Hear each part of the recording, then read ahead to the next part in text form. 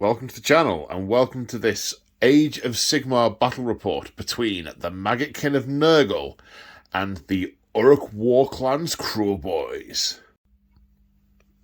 Previously on the channel, the Maggotkin of Nurgle spewed out of a newly discovered realm gate to the realm of Ghyran, the realm of life, and assaulted the Sylvaneth, who attempted to prevent their despoilation of the verdant and green lands. However, despoil they have, and they have been raging their crusade through this period of Ghyran, and they have now come to the edge of the wooded zone, where... Zone? That's not very Age of Sigmar, Paul. The edge of the glade, where the terrain tends towards the swamp, and they push ever onwards, just intending to make the Garden of Nurgle in the realm of Ghyran. However, unbeknownst to them, they have entered the territory of the Cruelboys, and they intend to halt their advance. So we are using the narrative battle plan from Maggotkin of this battle tome, the Maggotkin of Nurgle battle tome. We're not doing any of the Path to Glory stuff. We're just doing this as a one-off battle. So the battle itself divided into two territories: Defender and Corruptor. So the Corruptor is Maggotkin of Nurgle, as you'd expect. They're going to be on this side, on the edge of the woodland, where they've been rotting away the Sylvaneth for the in recent history. And over here is the Defender's territory, where the Cruelboys start to surge from their swamp. Now, deployment, you have to set up all your units in your own territory, alternating one at a time. So I'm not going to use any of the what they call battalions that give bonuses. I've just got units on both sides. In case anyone hasn't worked this out yet, I'm playing both of the armies. This is Solo Hammer, my first Solo Hammer Age of Sigmar, so I've no idea how well this is going to work. We are going to find out together. So yes, you deploy alternating units in your territory, not within 9 inches of your opponent's territory. So basically, it's going to be 17 inches up. No, not quite. What's it? 15 inches up, with an 18-inch no man's land in the middle.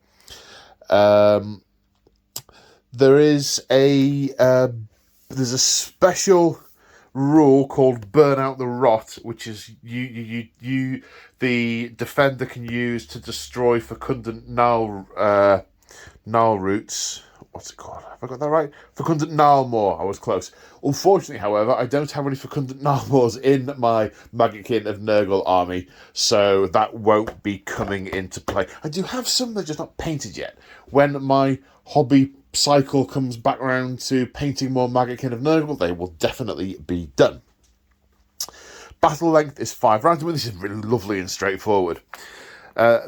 Glorious victory. The Maggotkin of Nurgle army has to include at least one of these 5 unit types. I only have one of them, and it's the Great Unclean one. The victory conditions: if the Great Unclean one finishes the game in the defender's territory, it's a minor victory. If I have it in the defender's territory and another one from the list, so it could be, when I say the Great Unclean one, I mean any model off this list. The only one of which I have is the Great Unclean one. So he must finish over here for a victory. If I had 2 of them, a major victory would be 1 in each territory. For the defender, if one unit off that list is in my territory and their territory is clear of them, that is a minor victory to the defender. If they have destroyed all the units off that list, it's a major victory to the defender.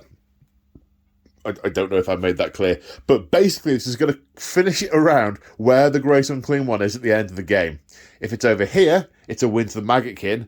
If it's over there, it's a win to the Cruelboys. And if it's dead, it's a major victory to the Cruelboys across 5 turns. So it is all going to depend on what happens with that great unclean one.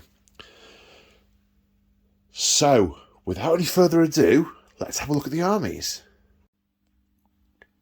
Here we have 1,445 points of Maggotkin of Nurgle. Yes, that's right. If you've seen me play the previous game, you'll know there's 1,000 points here, and then that bad boy's 500 points on top. So it neatly makes a 1,500 point list, but with a really, he's a monster. He's a monster, but he's a monster. Yes, he is indeed. Okay, so from a Maggotkin army point of view, there's a bunch of game mechanics to go through because a lot of the complexity in the Maggotkin is in the overall army mechanics rather than in the individual things that will happen whilst you're playing the game. So, where to start? Right, diseased. At the end of the movement phase or the combat phase, any enemy model that is within 3 inches of a Maggotkin and Nurgle model will acquire a disease point. Look, I've got these awfully putrid-looking Nurgle dice to use to mark out disease points. There are other ways of accruing disease points, which we'll see in a bit. At the start of the battle shock phase, you roll... a unit can only ever have no more than 7 disease points. At the start of the battle shock phase, roll a dice for each disease point an enemy unit has, or a unit has, and on a 4+, they take a mortal wound. Then the total of disease points is then reduced to 1. It never quite goes away, the rot. It starts, once the plague sets in, it grows and grows and grows. These guys all also carry diseased weapons. Any roll to hit of a 6 from the Maggotkin gives the target unit a disease point. So a lot of the damage these guys do isn't done actually during the fight phase. It's accrued in the fight phase, and then they start to feel quite queasy in the battle shock phase. So that's for diseased weapons. The army has Disgustingly Resilient, which is effectively a 5+ ward save. They can shrug off damage. They just don't care if they've been skewered through the kidney or had their guts ripped open. They don't need those to live. And from a demon point of view, living is possibly the wrong turn of phrase. I should mention. So, in the previous game, this was a Blessed Sun army. It was being led by the most blessed order of the Fly. However, in this particular part of the crusade, the Putrid Blight Kings are fewer, and their numbers have been bolstered by their allies from the Munificent Wardens. So this is a Munificent Warden host. They are leading here. Having come to back up their allies, they're sort of lording it over them, and they've taken over. And there's nothing these guys can really do because they lack the numbers to push forward on their own. Slight tangent. The other rule that comes with Disgustingly Resilient is that at the start of the hero phase, every unit that's wounded regains 1 wound. That doesn't bring models back to life, but they do regain a wound. If they are within 14 inches of a locus of fecundity, that's D3 wounds rather than 1 wound. And you guessed it, the Great Unclean One is a locus of fecundity. He's fecundant and locistic. There is another mechanic which allows the summoning of Nurgle demons. I won't go into all the details, but basically, depending on territories that you control at the start of the turn, you get contagion points. You get 3 for your own territory and 3 if you've got troops in your opponent's territory. And I'll cover that when we get to it. And you accrue these points, and you can use them to summon demon units. And the more points you have, the more demons you can summon. Now, I am, of course, restricted by the models I have, and all these models are on the table. So, effectively, the way that may manifest is when some of the demon units get wiped out, I may have enough summoning points to... contagion points to summon them back in. We shall see. There's also a mechanic called the Cycle of Corruption, which effectively means each turn there's a new army-wide special rule that will apply. And I can't change it, I can't control it. It will move on like the cycle of decay. It will move on to the next stage in each turn, determined by an initial roll of the dice, which we will do at the start. Now, individual stuff, he says, trying to turn the page on his notes without...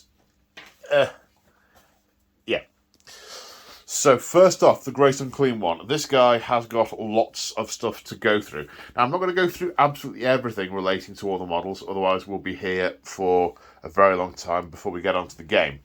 But his command trait is the Gift of Febrile Frenzy.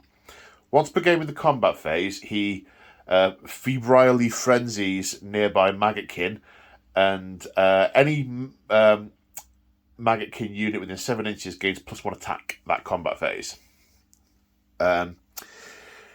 This is an older GW resin Great Unclean one, back when Great Unclean ones were this big, and this guy is the special one who was massively chunky. I managed to pick him up for a steal on the wonderful eBay. But he doesn't physically have the weapon options on the model that the box has now. So the combination I've gone for is the Bile Sword and Bile Blade. So that represents the fact that he's got one big sword. He is bloated with corruption. So if he makes a ward save on the roll of a 6, he can give disease points to enemy units within 3 inches. So basically, as you're hitting him, he's sort of rancid flows of ichor are just spew. You stab your sword in, and out comes ick, and the ick might make you very unwell indeed. He has a special monstrous rampage you can use called Mountain of Loathsome Flesh. We'll come to that if we get to it. He has an ability called Putrid Offering, which means he can do a mortal wound to himself in order to be able to cast another spell. Speaking of spells, he is a wizard who can cast 2 spells per turn. He knows Plague Wind and Stream of Corruption. We'll come on to those as and when. So that's the Great Unclean one. The Poxbringer is another demon character, another immortal character, or demon character. He is the captain of the Taliban, which means that when he's selected to fight, you can then immediately select a unit of Plague Bearers to fight straight afterwards without your opponent getting a go. So basically, he's with them, and they both get to fight before your opponent does. Spells, he knows the Eruptive Infestation and Fleshy Abundance. Eruptive Infestation is great. He casts it on a unit of Poxwalkers anywhere on the battlefield that he can see, and it basically pops all their boils at once and does mortal wounds to whoever they're fighting. It's so cool. Oh, so disgusting. So very cool. So yes, we have the Poxbringer, a unit of 3 Nurglings. Now they have a special rule whereby they set up in reserve and appear by terrain features in your opponent's deployment zone. So we'll be doing that. And then 3 Blight Drones who have death heads and things to throw, and big sharpened horrid swords to stab people with, and flies that do buzzing damage and all sorts of stuff. They're fast, or as fast as this army gets at any rate. Then the mortal contingent, we have 1 unit of Putrid Blight Kings with a champion, a standard, and a bell that I can't remember the name of. Special Bell. We'll go with Special Bell. And a Lord of Blights. He has a similar thing with the Blight Kings, in so much as he can pick a unit near him, and they both get to fight before your enemy gets to go. He's got special death heads, which do lots of damage, the thrice damned death heads. And you can also hand some of those off to a unit nearby, so they get to use them as well. And he has the artifact of power for the army, the Shield of Growths. Now, it's the wording on this really, really, really hurts my brain. But basically, he gets to re-roll saves if he's been hit / wounded a lot of times. And I'll try. So how does it work again? You re-roll saves if the number you rolled on the save, so if you rolled a 2 and you were looking for a 3, is less than or equal to the number of times that the model was wounded this turn. So if I was doing 5 saves because I've been wounded 5 times, then any 5 or less I roll, I can re-roll the save for. It's still melting my brain, but I'll get onto that as and when brain melting is required. And that is the Maggotkin of Nurgle. Let's take a look at the Cruelboys. Okay, so this is 1,490 points of Cruelboys.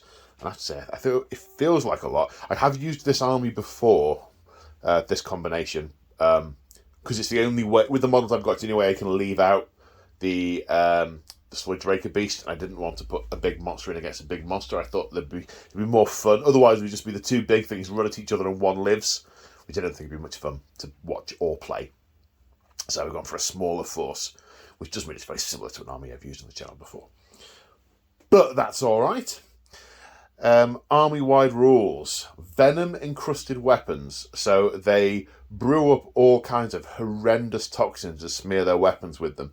So the merest scratch causes poison to enter the veins of their victims. Now, a lot of what they're fighting are demons or Nurgleites here. So diseases aren't really going to work on them. But the shaman has brewed up a special brew of spirit venom that should help sever the link that the demons have to the Garden of Nurgle. And bypass all the immunities of the Blight Kings. So potent is their venom that it can envenom the envenomousable. It can hurt people who shouldn't normally be hurt by it. So rolls to hit of a 6 automatically do mortal wounds. So if it's damage 1 weapon, you roll 6 to hit, does a mortal wound. If damage 3 weapon, 6 to hit, does a mortal wound, assuming it has the Cruelboy keyword. This thing here doesn't have the Cruelboy keyword. It's not a Cruelboy. It's just got its grots on a marsh crawler Slogoth. The Cruelboys can call a Cruelboy War once per game. So you select the general to fight, and then he can pick 2 more units wholly within 18 inches of him, and they get to fight in sequence before the other guy gets a go. So there's a lot of sequence shenanigans going on here. So the timing of when various lines hit each other will be quite important in this game. The Cruelboys also have dirty tricks. Now there's a list of dirty tricks they can try and pull that you decide on just before the game starts. So I will be deciding on that a little later. You have to sort of pick, and it's situational, what you want to use.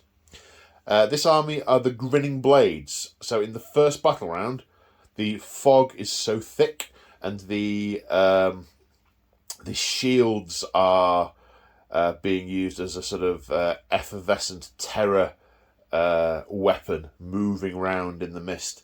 But they're so enrobed in mist, they cannot be targeted. They cannot be seen to be targeted in turn 1 by spells or by weapons in battle round 1. Not that's going to make much of a difference against the Maggotkin, because they have very few ranged weapons, and even fewer that are more than a few inches.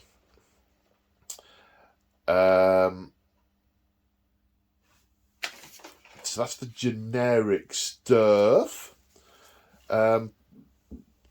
So this is the kill boss on Great Gnashtooth. He is the general. His command trait is he is an egomaniac. If he is injured, if wounds are allocated to him, before he takes any kind of ward save or uses any similar ability, he can try and pass those off to other Cruelboy units within 3 inches on a 4+. Basically, he uses other Cruelboys as a body shield, which, you know, that's... You've got to have a heck of an ego and be a bit of a maniac, so that fits the egomaniac trait beautifully. He also carries a vial of beast killer slop, an incredibly potent venom designed to rack the systems of larger beasts. Again, brewed up by the shaman. In the combat phase, you throw it at a monster you're in combat with, like a Great Unclean One, and roll the dice. Depending on the dice roll, you do some or no mortal wounds to him. The Great Gnashtooth he's riding is a Fasten, which means once per game in the command phase, he can make a move. And then, of course, in the movement phase, he will also be free to move. So he is fast, he is hitty, this guy, but he's the kill boss. So you'd expect that. You'd expect him to hoard all the good stuff. The shaman has been given. His spells. He has the summon boggy mist as usual, but he also has the nasty hex, which removes ward saves from target models within 12 inches, a target unit within 12 inches. Basically, he manages to sever the connection with whatever deity or power is keeping them uninjured. So that could be important against the Maggotkin of Nurgle, because they have super many ward saves. So other units on the board, we've got the Merc Knob. He does a couple of things. He's not particularly fighty, but this banner he's got has the tongue of a putrid dragon that can cause death, even can cause damage even in death. At the start of the fight phase, all enemy units within an inch. I think it's an inch. It might be less. I'll check. But basically, a whole number of nearby units can take mortal wounds as it belches out black, acrid smog.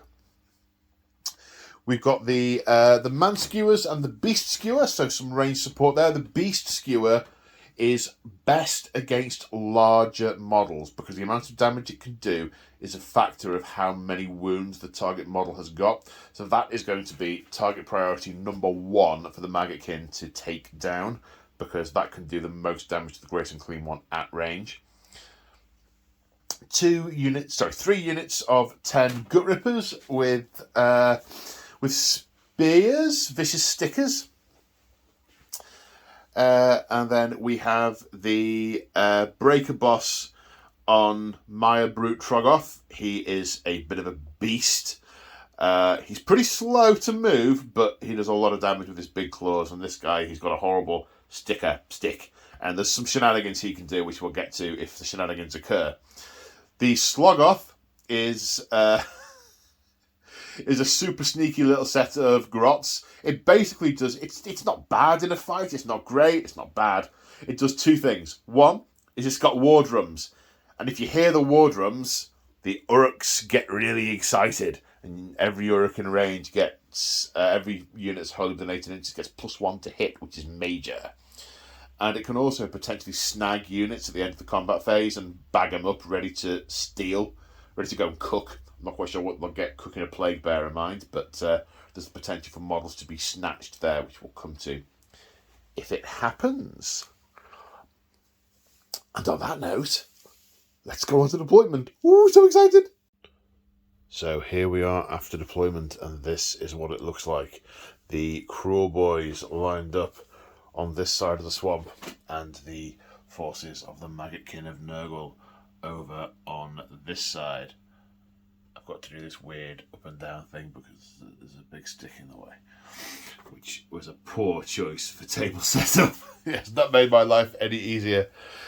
So to talk you through what was... Because when I'm doing this, and I'm doing the alternations thing, I try and put myself in the headspace of each side alternately and then outdo my previous move. So where we started was with the Cruelboys. Now, they had 10 drops, and the Maggotkin of Nurgle had 6. Now, what the Maggotkin wanted to do was reduce... There are a couple of things that we want to get... that we're not keen on from the Maggotkin. We're not keen on this thing at all, or these ranged things, or the Shaman that can take away our ward save. So the Great Unclean One went down last, and for as long as possible I tried to preserve the option of which way to go with the Great Unclean One, which kind of forced the Cruelboys player to put stuff out on the flanks, because what he didn't want is then the Great Unclean One going at one end and just coming down and munching down the line, which could potentially have happened. So the Cruelboys went for a sort of a line, and then built up some core stuff in the middle with the Sloggoth with the war drums coming on, and the Maggotkin built this bit up here first with the Putrid Blight Kings and the Plague Drones on that side, ready to surge forward, because the battle's going to occur sort of round here pretty much. There's still the Nurglings to come on. They're over there, very happy. They're going to infest a piece of terrain in the first battle round. They haven't got a huge amount of choices. Actually, in fact, they have to go over there, because they've got to be in the Cruelboys zone and not within 9 inches of a Cruelboy. Because of the way I've had to lay out, they're going to end up over there, I think. So I've left the Great Unclean One the option of either pushing left or pushing right. Either way, with fodder to go first. I don't really necessarily need the fodder in the way, because it will stop me getting to grips with the enemy. But this guy has to have choices. He had to balance both flanks, otherwise the Great Unclean One would just end up pushing down the other, and it would take longer to get things to bear. So over here, we've ended up with one unit of Gut Rippers with the Shaman and the Merc Knob. Then over here, the Breaker Boss and the Manskewer Bolt Boys. The Kill Boss has ended up on the extreme flank, and will probably attempt to get behind some of these units and hit them in the back whilst they're being attacked from the front also. We shall see. We shall see. We shall see. Okay, before the start of the first battle round, before the turn...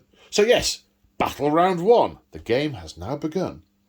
Before we determine who has the first turn, we have to work out the dirty tricks for the Cruelboys and the cycle of corruption for the Maggotkin. So cycle of corruption 3, which on the book is the burgeoning. At the start of your hero phase, so I need to read the book, not the screen, you see. At the start of your hero phase, roll a number of dice equal to the current battle round. For each 4+, you receive an extra corruption point. So that's not a good one to get on the first battle round, because we will maximum get 1 point of corruption. Now, the dirty tricks. Okay, so a number of the dirty tricks aren't really going to work for this game. I mean, Noisy Racket is -1 to wound in battle round 1. The Maggotkin aren't going to get very far in Maggot round 1. In Maggot round 1? Good, Maggot round. Disappearing Act is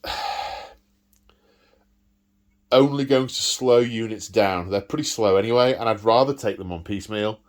And Covered in Mud is only really useful against ranged weapons, of which there are very, very few. So I'm going to go for Disappearing Act. So I roll 3d6, and for every... Sorry, not Disappearing Act. I'm going to go for Lethal Surprise. D6, every 4+, which is 2, pick a terrain feature that is not wholly within the enemy deployment zone.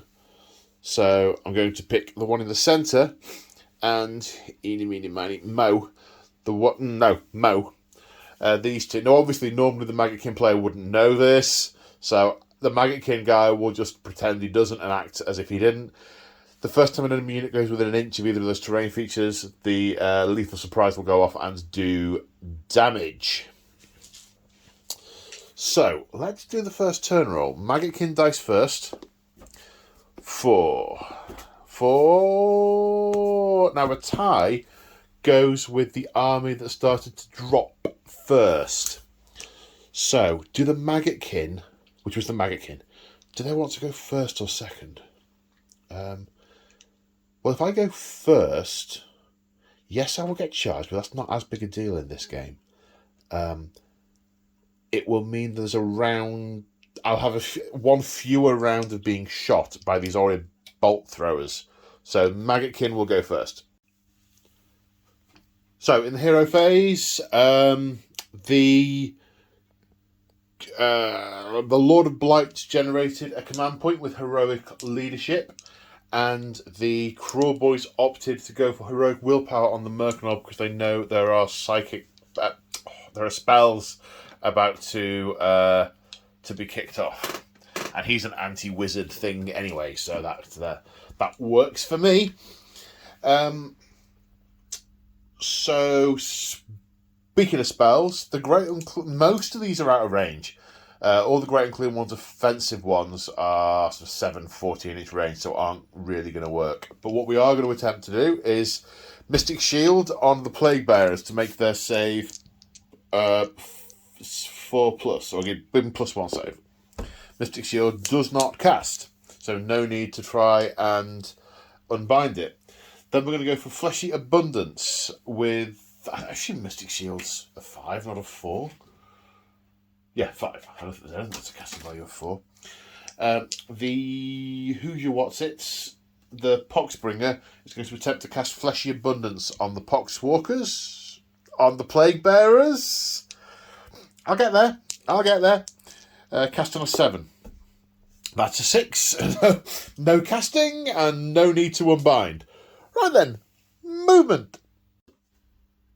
So here we are after the movement phase. Forgot to mention in the hero phase, the Maggotkin got 3 corruption points for having units in their territory, taking the total up to 4, including the one they generated for the Battle Round Contagion ability.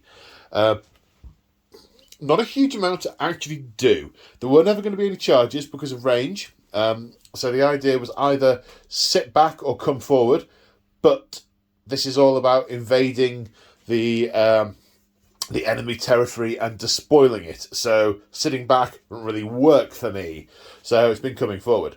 The Lord of Blight used his command point to issue at the double to the Putrid Blight Kings, who've moved quite a way forward. Not quite as much as they could do, but more than... I wanted to be able to do a good 3 or 4 inches, so I thought his command point was going to disappear at the end of the turn anyway. The Blight Drones not getting much of a run, so not being quite as far forward as I wanted, and the Great Unclean one running to pretty much get cover behind this. Oh, let's have a look. Oops. Spin the camera. No, it's... Oh, sorry. I thought for a moment it would do the autocorrect thing. We'll have a look at that in a minute. When it... oh, what a mess of a clip. This unit of Poxwalkers advanced. Oh, Plague Bearers advanced. Added the Poxbringer. That's where I'm getting it from. It's the Poxbringer's fault. Also ran forward. The Nurglings have to appear at the end of the first movement phase, and because they have to be they have to be in the opponent's territory within 3 inches of a terrain feature and more than 9 inches away from the enemy. That is pretty much the only place they could go. But it will make the other guy make a decision. He will either leave them and go around here to harry these units in the side, or he'll have to spend a turn or 2, because these... they look irritating, but they're 12 wounds. And a 12 wound unit is a 12 wound unit in Age of Sigmar. So they will take some getting rid of, but they will annoy him if they stay there. They will also keep racking up the corruption points, because you get corruption points for having units in your opponent's territory as well. So, yeah, you'll have to make a decision about that. And that is it for Maggotkin turn 1. Let's go on to Cruelboys turn 1. So, hero phase. Not a huge amount happened. First off, the Great Unclean One and the Breaker Boss both used heroic leadership to generate a command point. There are no other command points to spend in this phase. The Shaman is brewing a poison rather than casting a spell, because most of the spells are out of range. I suppose I could have cast Mystic Shield, but I'm not going to. A poison to add to this unit's weapons, so they are going to go charging off to mess up those plague bearers. This flank is now over equipped with people. The massive big the beast killer bow, the beast skewer kill bow cannot get line of sight onto the Great Unclean One, so it's going to have to content himself with shooting at plague bearers for now. These guys, on the other hand, should all be able to move forward and be ready to do some face smashing. Speaking of which, let's do the movement phase. So here we are after the movement phase, and it looks like this. The kill boss has decided to disregard the Nurglings. He won't be close enough to other Cruelboys to throw in front of the enemy should he get attacked. So that's a no-go. We'll call that a problem for tomorrow's Cruelboys. Up the centre here, the Breaker Boss, this unit of Gut Rippers, have all moved up, ready for the charge, and the Manskewer Bolt Boys have moved up, ready to shoot with haste into the Great Unclean One. Now over here, the Beastskewer Killbow has stayed put. This unit here advanced at the double to get as close as they can up here for a charge in the following turn should it be necessary. But also they'll be able to employ scare tactics on the plague bearers. I imagine it's more going to be disorientation than fear, but even so, it should still work in theory. These Gut Rippers ready to charge at those plague bearers. The Merknob and the Shaman following up behind these Gut Rippers. So then, we are on to shooting. So we're going to start with the Manskewer Bolt Boys shooting at the Great Unclean One. The Great Unclean One is going to spend a command point on full out defense, because there are command points for days left over in this turn, in this battle round, so we may as well start using them. So the Manskewer Bolt Boys, hasty shot, 2 attacks, 4+ to hit normally, but +1 because of the slog off. So hitting on 3s. That's 3 hits. Wounding on 3s. That's 2 wounds. Rendered -1, so +1 -1 on the Great Unclean One, saving on 4s. 2 fail, that's 4 damage. 4 ward saves, disgustingly resilient. 2 wounds, get through. Okay, now the Killbow is going to fire at these plague bearers. 1 attack hitting on 2s, which hits, and his wounds become mortal. But the damage is weird. So I think that probably just means we skip the wound and save step and then do the damage anyway. Yeah, okay, so you roll 2 dice plus a number of dice equal to the wounds characteristic of the unit. So that the wound characteristic is 2, 2 more dice. And this will do damage on rolls of a 5 up. 2 damage, which disgustingly resilient. 1 is negated, so 1 plague bearer takes a wound. Okay, some charges. The kill boss is a 6-inch charge, so we're going to start there. 10. He's in. Bink. Bink. And the Gut Rippers are a 7-inch charge. They are also in. The kill boss on Great Gnashtooth. 7 is enough to get him in. Now he'll have to go in range of both the plague drones and the And this guy, but that's all right. There are lots and lots of Cruelboys for him to throw in the way, so it's all good. Then we haven't had to forward for victory yet. This unit charging, they won't need to forward for victory either. Okay, charges all round. Right, just spotted a mistake from the earlier turn, which I will resolve now. The Grace Unclean one was the first one to go within an inch of that booby-trapped terrain feature, so we'll take D6 mortal wounds for 5, which he will negate on 5s with disgustingly resilient. He negates 2 of them, so he has in fact taken 5 wounds. And D6 wounds on the pox, on the plague bearers, so we'll go within an inch of that one. 1 will kill this guy off. Well, he got shot with the bow, and then that guy will charge in there. That's how we'll do that. So those are resolved.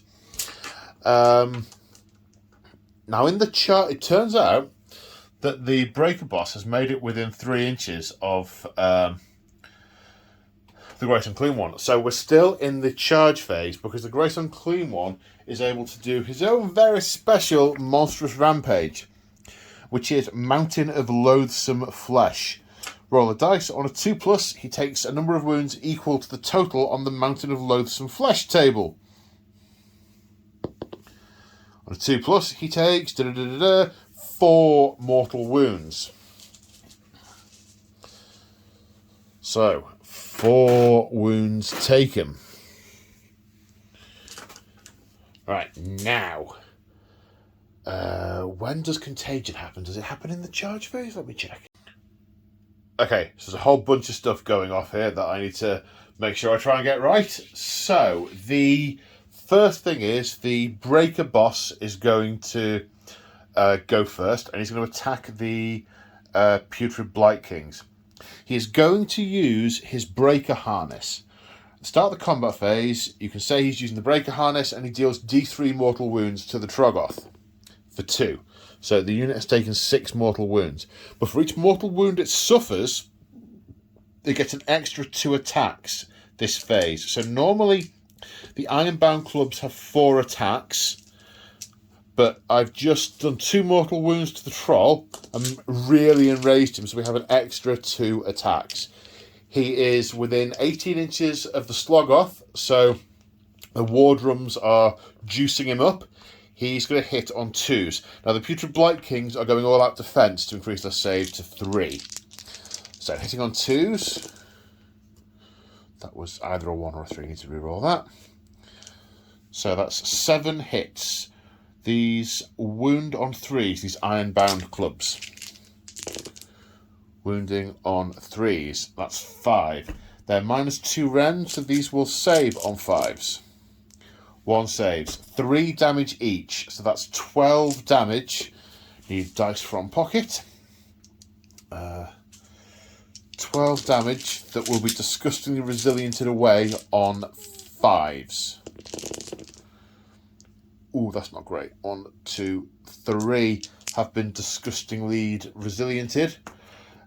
So 9 wounds taken by the unit so far. Now the Breaker Boss is attacking with the Bident Goad, which has 5 attacks and hits on 3s. That's a 6, so that's going to go straight through and do mortal wound damage. So that's 2 mortal wounds. We'll get to that. 1, no, hitting on 2s because of the drums. Excellent, so they've all hit. Wounding on 3s. 3 wounds. There is no rend on this. These will save on 3s. 1 gets through and does another 2 damage. So 4 disgustingly resilient saves. 2 are passed, 2 more wounds. So this guy has lost 3 wounds. So now, who to activate? Basically, I want to try and jump on either the Gut Rippers before they fight, or the Gnarltooth before it fights. Let me have a think. And I have remembered that with the Lord of Blight's Lord of the Blight Kings rule, if I activate him, then the Blight Kings will go as well before anyone else. So let's see how much damage I can put into this killer boss on Great Gnashtooth. I don't think I'll kill him. But no, I know I won't kill him because I've only got 4 attacks and they're 2 damage each, so I won't kill him. Do I want to go all-out attack? No, I'll do that with someone else, I think. Yes, I'll do it with someone else. Right, so he's going to hit on 4s. Is there any reason I'm not -1 to hit or anything like that? For any... No, okay. Hitting on 3s. 4 hits. Wounding on 3s. 3 wounds. Render -1. The killer boss has a 3-up save, so 4 to save. 2 saves, 1 gets through and does 2 damage. He will attempt to pass these off to Gut Rippers, which he fails to do on either of those, so takes 2 damage. Meaning he takes 4... He's got 8 wounds remaining. And I've just realised I need to go back and check to see if there were any 6s to hit on that for disease points. I'll get there. Okay, so the Putrid Blight Kings have 5 attacks each and are going into the Gut Rippers. I can't go all out attack because they went all out defense. So that's 15 attacks hitting on 3s.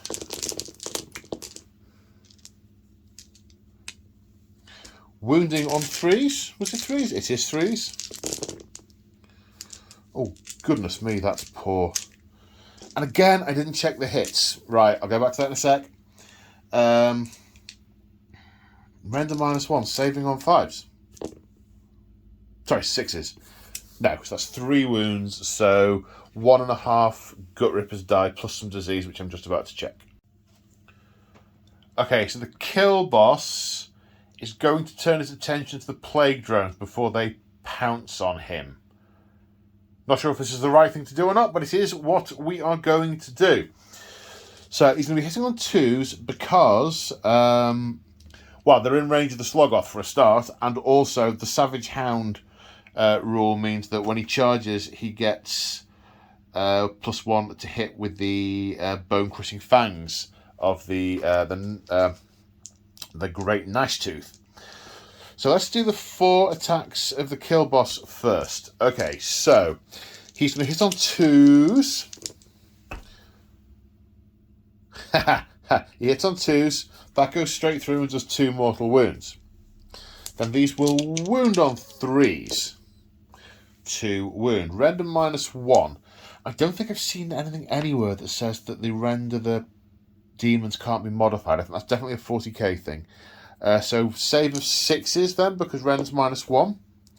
No, so those 2 of those get through, which means a total of 6 damage to be disgustingly drop dice don't count, to be disgustingly resiliented. Oh my god! 5 pluses out of 6 dice. So 1 wound on 1 of the plague drones. Where are we? Right then. 1 wound on 1 of the plague drones. Now we have the bone-crushing fangs from the Gnashtooth. 4 attacks, hitting on 2s. These are not subject to venom, unless, does it explicitly say they are? It does not. So these have all hit, wounding on 3s. 3 wounds, render -2, so these go straight through, and they're 2 damage each, which means 6 disgustingly resilient saves. 2 are made, 4 are failed. These have how many wounds each? 5. That's enough to kill a plague drone. So that plague drone dies. Now, where to go next? Right, so a couple of things are happening slightly out of sequence here. I thought this happened in this round, but it doesn't. It happens in the charge phase. So my apologies. So this unit of Gut Rippers is going to attempt to use scare tactics on the Plague Bearers. I think it's more like disorientation tactics. You roll 2 dice and add 1 for every 5 models in the Gut Ripper squad. And then if you beat their leadership, they're at -1 to hit the next turn. Their bravery is 10. So 8 plus 2 is 10. Let me just check it's not equal. Oh, equal to or greater than. Okay, so they are -1 to hit this turn. Okay, well, that's just as well, because I was going to go all-out attack with them, which I will definitely do now. However, I'm going to activate the Poxbringer first, because then I can do the thing where I get to use the Poxbringer, then the Plague Bear. See, I've got all my cards. These cards are great. Sorry, behind the velvet curtain there. So the Poxbringer will attack first with his 4 attacks. He isn't scared / disoriented. So he's going to attack 4 times, hitting on 3s.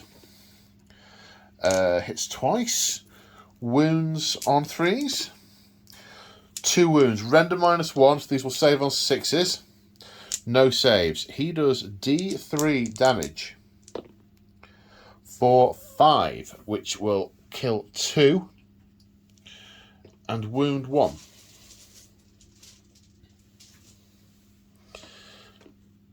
I'm just taking them from the back for ease because they're going to part forward in a minute anyway. So now the Plague Bearers, who are going to go all-out attack for a command point. They have 1 attack. I need to pile them in, see who's going to get in range. Okay, 8 of them in range, and the champion has an extra attack. So 9 attacks, +1 for all-out attack, -1 for being scared, and they hit on 4s. Drop dice don't count. 4s. No 6s. 2 hits, wounding on 3s, 2 wounds, no rend, save for 5s. No, does a wound and kills that one. And then puts a wound on, let's say, that guy. Okay, now it's the Cruelboyz' turn. There's only 1 unit that... Oh, no, there are 2 units left to fight, but I've prepped the dice for this now. 7 guys plus the champion is 15 attacks. Now, these will do mortal wounds on 5 pluses because they've got their weapons were poisoned earlier by the shaman. And that's poor. That's just 2. That's just 2. They were hitting on 4s anyway. In fact, this is a terrible roll. There we go. Wounding on 4s. Yes. Saving on 5s. 1. So 3 mortal wounds. 3 wounds to disgustingly resilient eyes. 2 wounds. Kills a Plague Bearer. Just the 1. Eek. Now the Plague Drones will attack the Killer Boss. 5 attacks with Plague Swords. Hitting on 3s. Did I say they were going to go all out attack? No, they went all out attack. Hitting on 3s. 2 hits. Wounding on 3s. 1 wound. Save of 3+. Yes. Now we have Claws, Mouthparts, and Sting. 6 attacks a model, so 12 attacks, hitting on 3s. 2 disease points. You can't pass those off. Take out the misses. Always good to take out your misses. Wounding on 3s. Then saves also on 3s. Saved. Nothing doing there. Right then. Now it's... Who's gone? Who hasn't gone? The Gut Rippers and the Great Unclean One haven't gone because he's within 3 inches and he's going to get his face caved in. So how many have we got left? We've got 1, 2... Let me come back to you. 19 attacks with the Gut Rippers. Hitting on 4. Oh, 3s because of the... that guy. Right, that is... 6 6s that go straight through to mortal wounds. Then regular wounds on 4 pluses.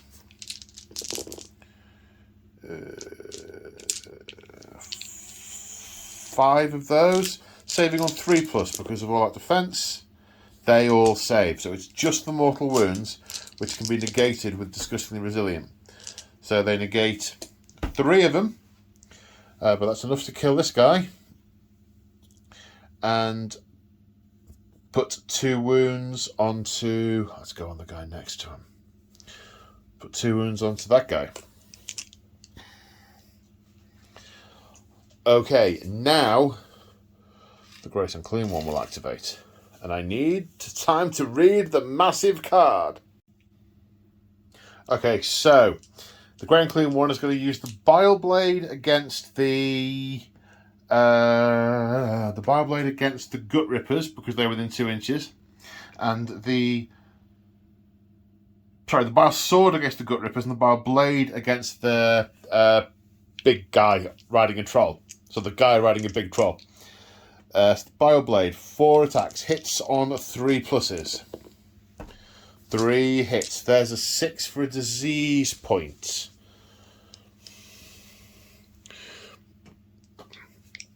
And these wound on... Did I say 3 plus? I did say 3 plus. Right, wounding on 3s. 3 wounds. Render -1. Saving on 5s. Needs to make 2 of them.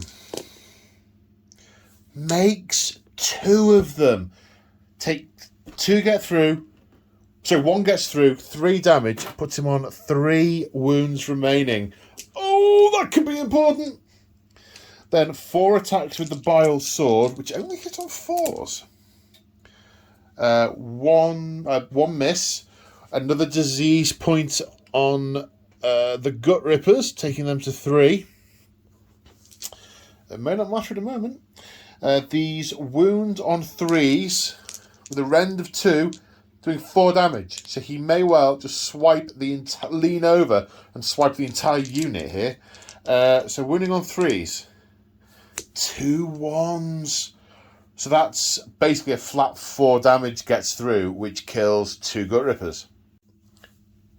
Not gonna lie, I thought that'd do more damage. So, well, yeah. So, they fought, he's fought, they fought. They've all fought. Now, the Putrid Blight Kings do something at the end of the combat phase. Relentless attackers. Pick 1 enemy unit with a wounds characteristic of 3 or less, that's the Gut Rippers. Roll a dice for each model in this unit that's within 3 inches of them. For each roll that exceeds the wound characteristic, the enemy suffers 1 mortal wound. So 2 dice needing 3 or higher. 3s or higher. No!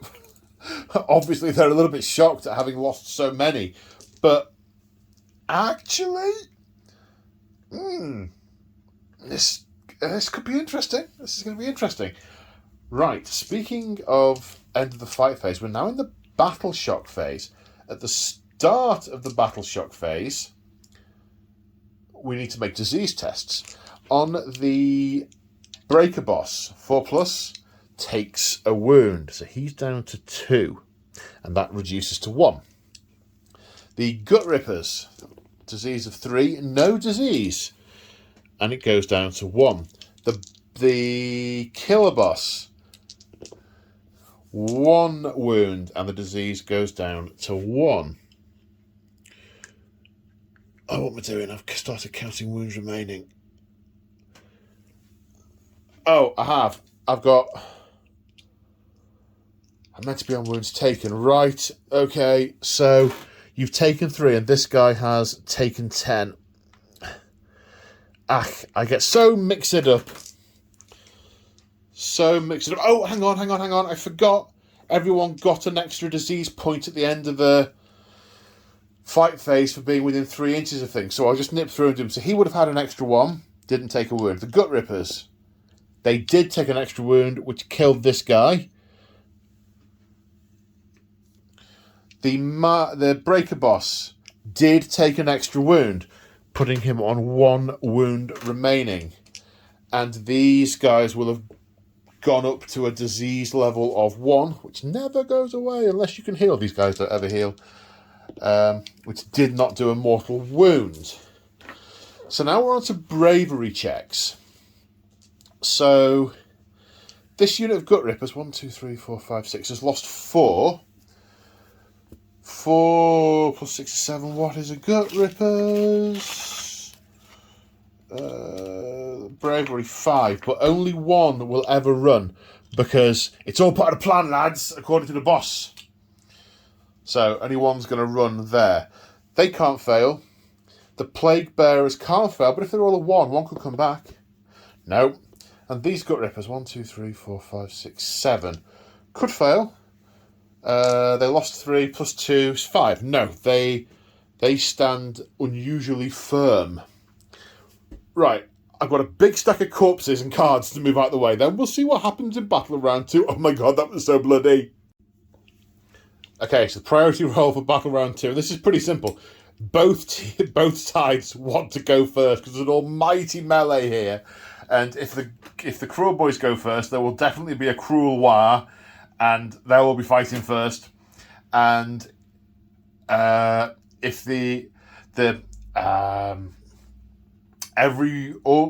can't even talk. The Maggotkin wants to start regenerating wounds with disgustingly resilient. So, and also the troll wants to start regenerating wounds. And yeah, so everyone wants to go first. So it is very much the priority roll here that is going to be significant. I've changed the dice. You've got to guess which one the Maggotkin are. Okay, highest wins. Ties. That means that someone can pick, and I can't remember who. I'm going to have to read the rule book. So in the event of a tie, the army that went first in the previous battle round has priority. So it is Maggotkin, turn 2. Okay, so command phase. The Gross and Clean one is going to try and generate an extra command point. He fails. The Orruks are going to go for heroic willpower on the Merc Knob again, because there is probably going to be a lot of magic. But before we do spells, the Cruelboys are going to spend a command point on rally and roll a dice for each missing unit model in that unit, and on a 6 they will come back to the fight. No. Worth a try. Worth a try. Might have made the difference. Right, spells. Okay, so I've done some things in the wrong order. Contagion points. 6 gained in this round. 3 for controlling having units in my territory, 3 for having units in my opponent's territory. Hello, Nurglings. Which is an extra 6, so I have 12 points, so I can start to summon stuff back in if units die. The cycle of corruption has moved on to the plague of misery. Now, heroes that do not have the Nurgle keyword cannot carry out heroic actions, so no heroic willpower for the Merc Knob, and cannot issue rally or inspiring presence commands. So ironically, he couldn't do that, so he didn't spend the command point. So, bit of good, bit of bad. Right, Poxbringer. Going to try Fleshy Abundance on the Poxwalkers. On the plague, you see Pox on the Plague Bearers. Needs a 7. That's an 8. To what extent do we care about that? I'm much less bothered about what's going on here than what he's going to do. Much less bothered. Right, first off, we're going to cast Stream of Corruption on these Gut Rippers, casting on a 7, which casts on a 9. I'm going to let you have that. You roll a dice for every model in the unit. On a 5+, they take mortal wounds. 5 dice, 5 models, 1 mortal wound. So one of them takes a wound. Then we're going to attempt Plague Wind, also on a 7. That is a fail. So then we will spend. We'll use Putrid Offering with the Bile Blade to do a wound's worth of damage to ourselves, and cast another spell, which will be Arcane Bolt on a 5 to try and kill that Merc Troll. Which is cast on an 11. The Shaman will try and dispel it try and unbind it on a 12 to long shot. Oh, I saw the 6. Then the 1. Oops. Okay, so that is the final wound and kills the Breaker boss. That is a significant wedge of punch gone from the Cruelboy line. One other thing I did forget, though, is that so still in the hero phase, so it still counts. With Locus Fecundity, we regain D3 wounds on each injured Maggotkin model. So D3 on him puts him back to 5, taken, and D3 on that guy for 2, which makes him uninjured. Think that's everything. Movement. Really very little movement, because in combat, Nurglings. Now, I know a lot of people just use the Nurglings to sit in their opponent's deployment zone and get the corruption bonus, but no, they're gonna harass the enemy, and they have run as far forward as their stubby little legs can count. No, they haven't. I just used 6 automatically. What did I do? 4? They need to go back 2 inches. Sorry, there was a real-time memory of not doing that right then. There we go. They're back there. I didn't at the double them because I couldn't. There was no one there to issue the order in any case, even if I wanted to, which I didn't. But they are going to come in and start harassing the enemy in the back. Because they want to have fun. Nurglings just want to have fun. Nurglings just want to have fun. Just want to... Shooting phase. And in the shooting phase, the Great Unclean One is going to vomit noxious bile all over the Gut Rippers. But to be honest, he's probably going to vomit it all over these Blight Kings as well. But they'll find it quite refreshing. D6 attacks for 5. That's not great for them. It's really not. Hitting on 3s. 2 hits. 1 disease point. Because of that 6. Wounding on Asterix. Check the chart. Wounds suffered 0 to 6. 2+. 3 wounds. Random -3. So that goes straight through their flimsy shields. At 2 damage each, that is 6 damage. Is going to kill 3 and leave another on 1 wound. Ouch time! Population U! Now we've got some death heads being thrown. So the Lord of Blights will throw his thrice ripened death head. You roll 1 for... Actually, this is a different order, really. 1 for every model in the unit. There's now only 2. And it hits on 3s. Wounds on 3s. Render -1. Save for 6? No. So that's a point of damage. Kills that one. He can also pass a death head to the unit of Blight Kings, and they can do it as well. Let me read how that works. Yep, okay, so they get to throw a death head as well. That's been thrice ripened, that hits. Because there's only 1 model there now. He's not wounded. Oh, he gets to live for the moment. Okay, so the Plague Drones are going to throw death heads at the kill boss. They're not thrice ripened, they're just once ripened. They've got 1 set of grenades each, but there's only 1 Nash Tooth underneath the kill boss, hitting on not that. So there endeth the shooting phase. Do we have anything to happen in the charge phase? Something's telling me this charge phase stuff. These guys will attempt to use scare tactics again. They need an 8, which they get, so they're still scared. So they're going to be -1 to hit. Yes, in the charge phase. Now the Great Unclean One's still within 3 inches of that guy, so he can't do a charge because he's already in combat. I think, what was it called? Avalanche of Flesh, was it? Mountain of Loathsome Flesh. I think that's... I think he'd crush his Blight Kings if he did that. So I'm going to look at what the other options are for his monstrous rampage. Given he's got guys in the way, I'm going to go with Raw.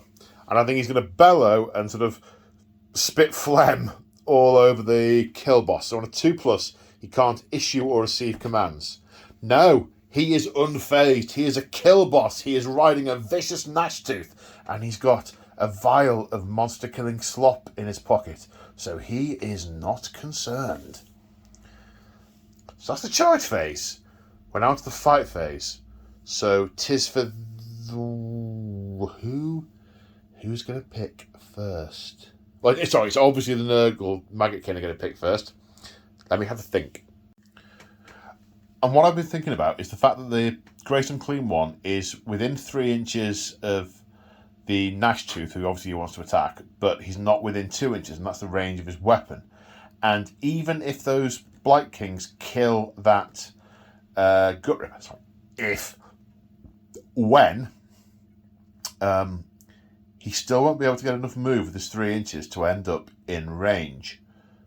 So I'm not going to pick him to attack. But as I've been looking up other stuff to see if I've got things, as I do before I turn the camera on to try and get things right, I've noticed that the Beast Killer Slop is at the start of the phase, and it's within 3 inches, not 1 inch, which I thought it was. So he can chuck the vial of Beast Killer Slop from there at the Great Unclean One. Now, we don't want a 1, because a 1 means nothing happens. What we really want a 6 is because that's 2d6 mortal wounds. Are Mork and Gork, specifically Mork, because he's a Cruelboyz, are they smiling on this killer boss? No, they're not. This barrel of slop would probably destroy a troll and strip it to the bone, but the Great Unclean One simply gargles with laughter as it does nothing. Right then. Okay, quick correction for the sequence. At the end of the movement phase, all the Orruks accrued another disease point because they were close enough to the Nurgle units. The killer boss is going full defense because he he doesn't care about the roaring. Oh, I love that. So I've just envisaged what happened. The Great Unclean One turned around. In fact, I'm going to rotate him. Bellowed at the kill boss, at which point he strips the vial from his belt, hurls it at the Great Unclean One into the back of his mouth, who just swallows it and burps. Anyway, it's like, yeah, the shaman was like, no, it needs to be on the skin. Whoops. Right, Lord of Blights first, because then the Blight Kings will get to fight immediately afterwards as well. Lord of Blights is going to attack the kill boss, who has gone full defense. Not full defense, that's Shadowrun, who has gone all-out defense. 2 misses, no disease, wounding on 3s. 2 wound, render -1, so my save is back to 3+. 1 pass, 1 fail. 2 damage, I will try and pass them on to that Gut Ripper. Which I do, they both go to the Gut Ripper. I throw him underneath the hammer, and he dies. Which is good and bad, because if I hadn't passed it on to him, then those Blight Kings would... Oh dear, I can see what's just happened. Uh-oh. So they can now fight, and they will make their pile-in move of 3 inches. Can you see where I'm going with this? In fact, that was a very silly thing to do. So they will now attack with their 10 attacks,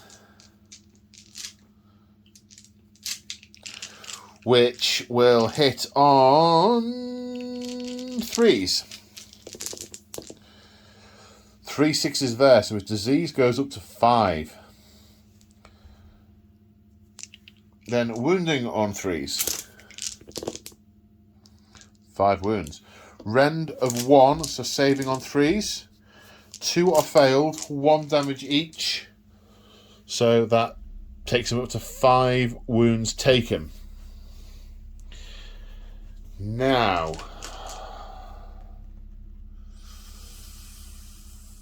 he's in a lot of trouble because the Great Unclean One is now going to activate in a moment.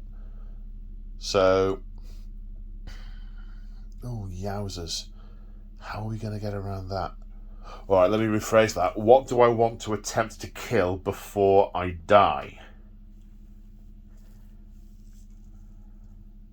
Let me think. There are no good options here, so he's going to go for the Putrid Blight Kings. Try and take them out.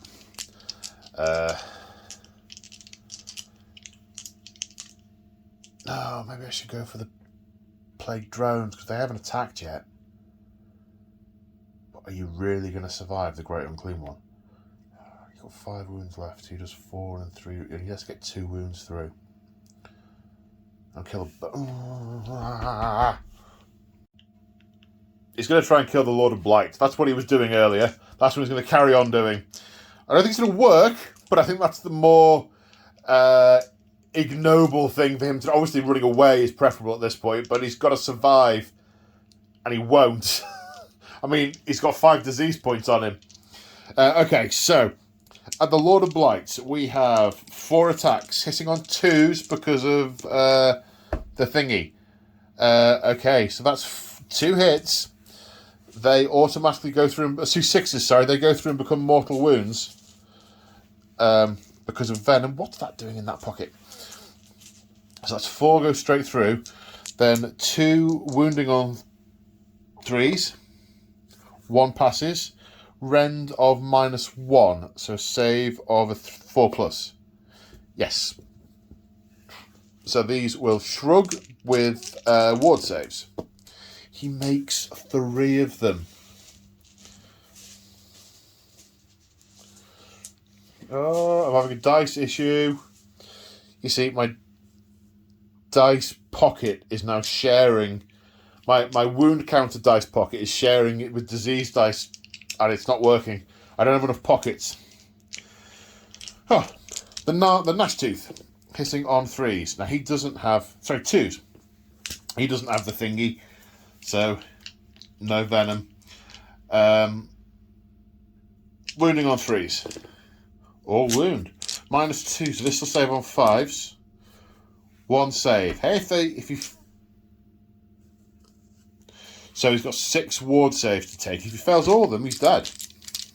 He won't fail all of them. He fails 5. He's got 1 wound left. Oh, he is disgusting and resilient. No, the kill boss doesn't have anything left to do. Oh, he's going to live, and then he's going to spend turns just getting better. Oh well. I know technically I should do that next, but I don't care. Right. Bile Sword and Bile Blade against the big thing on the giant cat. Bile Sword, 4 attacks. Oh no. The Bile Blade is a 1-inch range, so it's out. Just the Bile Sword. 4 attacks hitting on 4+. Hits twice. Disease point. Wounds on 3+. 1. Rend of -2. Save of 4 up. No. How many damage? 4. So he's... This dice pocket is fired. So he has taken 9 wounds in total. He has 1 remaining 2. Now, the Plague Drones. 5 attacks of Plague Swords. Hitting on 3s. Wounding on 3s. Saving on 2s. Uh-oh. There she blows, and that is the kill boss brought low as the Gnash Tooth slinks away with the kill boss slumped in the saddle, feeling really, really rather unwell. Okay, now these Gut Rippers are attacking. Their weapons are still poisoned, so 5s and 6s will do mortal wounds. Did I get Fleshy Abundance off over here? I don't think I did. Or did I? Oh, I'm going to have to check. And I have to go back, and it's going to take a while to find that footage. Yes, indeed, fleshy abundance did happen. So these currently have 3 wounds each. These weapons are still poisoned from before, because it's until my next hero phase. Just realised, checking back in the footage, that I've said command phase far too many times. So hitting on 4s, 5s and 6s go straight to mortal wounds. Still not a huge amount of mortal wounds, but significantly more than last time. And only 1 regular wound to roll for, which fails. So we go straight to disgusting and resilient saves on 5s and 6s. 2 are made, 3 wounds. With fleshy abundance, these are 3 wounds each. It kills a plague bearer. Oh no. Well, yes. Alright, so the Poxbringer and the Plague Bearers. Poxbringer, 4 attacks, hitting on 3s. 2 disease points from those 6s. Wounding on 3s. 3 wounds, random -1, save of 6s. No saves, D3 damage each for 11. 7 attacks from the Plague Bearers, who are scared and only hitting on 5s. No hits. So, when does the extra thingy? I think it's now that we get the extra disease point, I believe. Nothing to disease here, only to decompose and slink away. So, yeah, we're in the battle shock phase. 5 dice, 4 pluses, do mortal wounds. None. Now, let's spend a command point on No, we can't do inspirational leadership because we're mired in misery. So let's make the test. We lost 5. They run. 5 and 5 is 10. 7. The 10 is more than whatever my bravery is. But conveniently, it tidies the table up by taking away the disease tokens. It's very considerate of it. So, now we go into turn 2 for the Cruelboys. Now, this looks dire. This looks terrible. But it is not all over yet. The entire result depends on the Great Unclean One. So, what can we do to tear that big fella down? Cruelboys, turn 2. Okay, so, hero phase. Heroic leadership. That guy. No, he can't do heroic actions. It's battle round 3. Right, okay. I've been thinking about that. Sorry, it's battle round 2 because it's terribly depressing. All this disease and the sound of people moaning. It's terribly depressing. So I can't do that. I've already rolled for it off camera. The Lord of Blights has gone for heroic recovery because he had 1 wound left. He's catching his breath and picking up his guts and putting them back inside, stuffing them in. That's what heroic recovery counts as for a Lord of Blights. I could have done it on the Great Unclean One, but I thought that was a little bit beardy. He's regenerating anyway because of the locus of fecundity. So I thought the one who's going to take the time to do it is definitely the Lord of Blights. So I measured some things, and some things became interesting. By eye, that shaman is nowhere near within 12 inches of that Great Unclean One. But he jolly well is, It's about 11.5 inches away. Which means, and it's such a big fella, you can see it over the top. Which means when this guy moves, he'll be able to see and shoot it. So if I can get him within 12 inches, which is a 5-inch movement, maybe I can, maybe I can't. Might be able to get a shot at him. But it means I can go for a nasty hex, which has a casting value of 7. Which is cast on an 8. The Great Unclean One can try and unbind it, which he fails on Snake Eyes. So, the Great Unclean One is nastily hexed and cannot take his ward saves. He's got 13 wounds to get through. interesting movement phase. So at the end of the movement phase, the marsh... What is it called? I keep getting its name wrong. The marsh crawler Sloggoth, that is right, is running up to set the Sloggoth on it whilst it's been nastily hexed. Of course, it doesn't want to. Its bravery is about as low as the IQ of a baked potato. However, it's being ordered to by Cruelboys, who are very nasty, and they've got big stabby sticks, so that's what they're going to have to do. These guys have fallen back slightly, not fallen back, they weren't engaged, but they've moved back slightly to start to get some shots in. Unfortunately, the Beast Killer Bow, the Beast Skewer Kill Bow, I'll get it right eventually, could get line of sight to where he moved to, but wasn't within 12-inch range for his hasty shot. So he's run to reposition for shots next turn, which may or may not happen. The Merknob has moved up to interpose himself between that and the bow, just in case it's necessary next turn.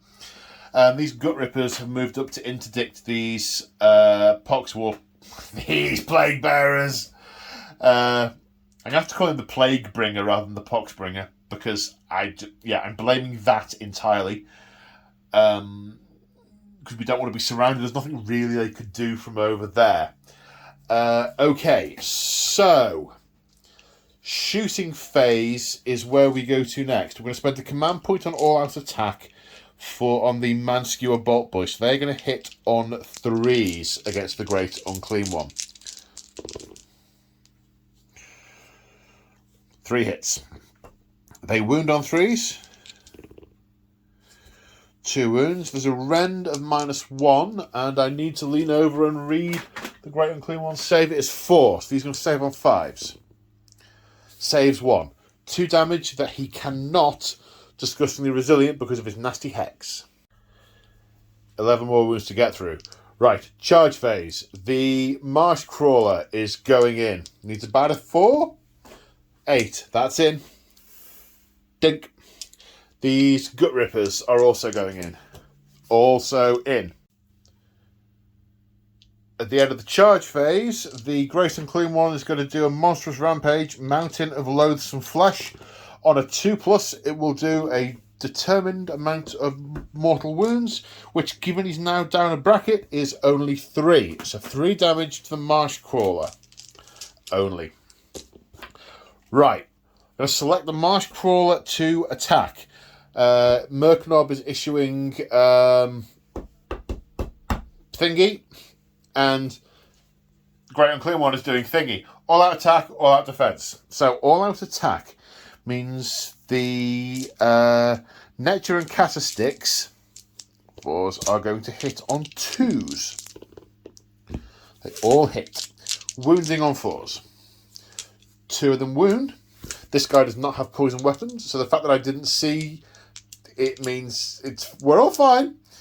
2 saves of 3+, because all out defense, both made. Now we have the Raking Claws of the Sloggoth.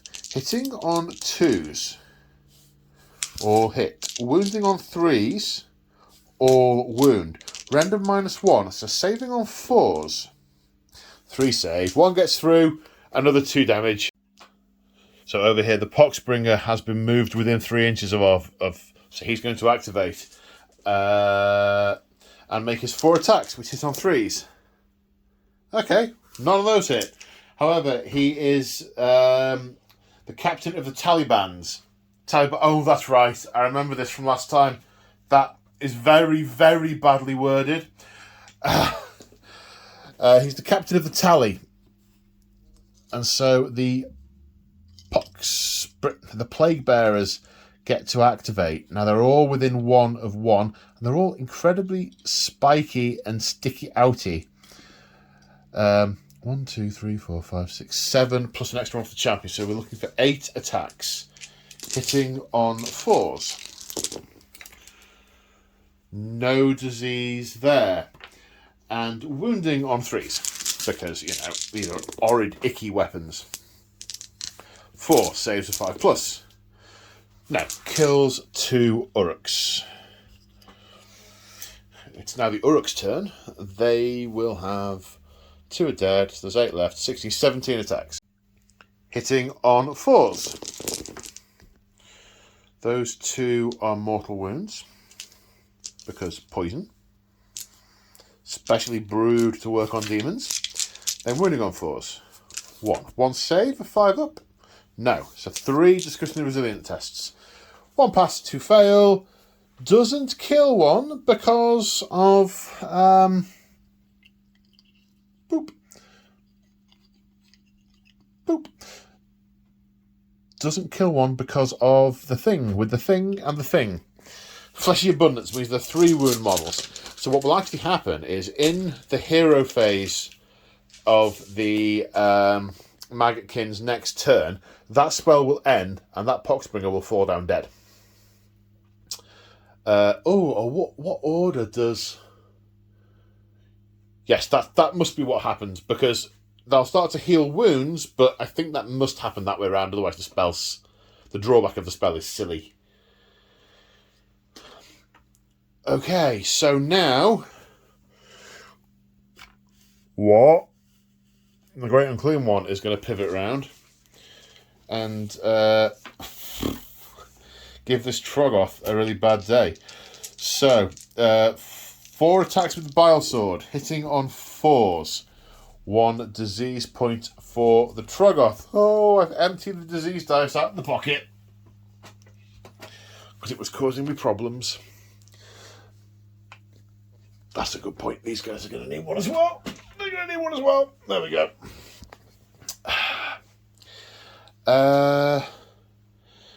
Hitting on 4, so 1 hits. Wounding on a 3, which wounds. -2, so save of a 6.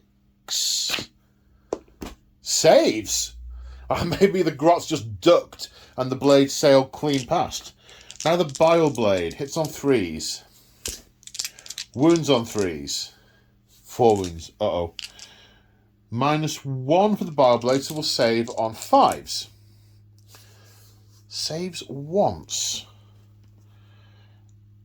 3 damage each. That's 9 damage, so it's taken 12. I have a horrible fit. Yes, it's got 12. Well, it was herded in by the larger of his kin and immediately cut down in a mighty swing of that great sword. So we come on to Battle Shock. Do we take a mortal wound from disease? We do not. Do we run away from the Battle Shock? 6. Gut Rippers. Leadership 5. Yeah, 1 goes. I'm not having this. I feel really ill, boss. Really, really ill. It's like, well, I don't care. Be ill then. So that's the end of Battle Round 2. Now let's see who gets the priority in Battle Round 3.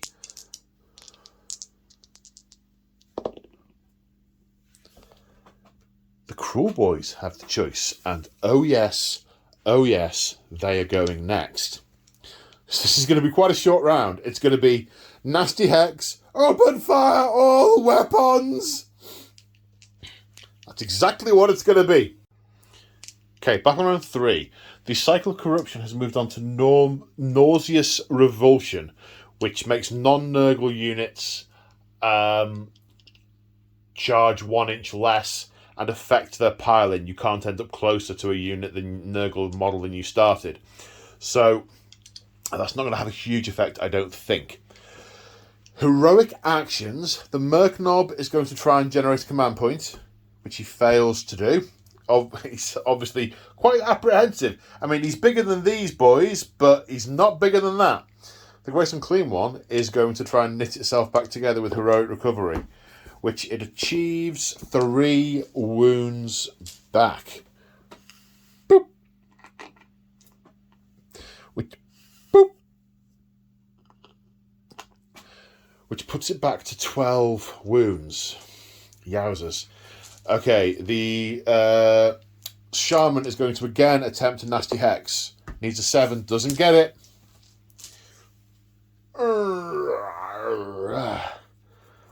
Okay, movement.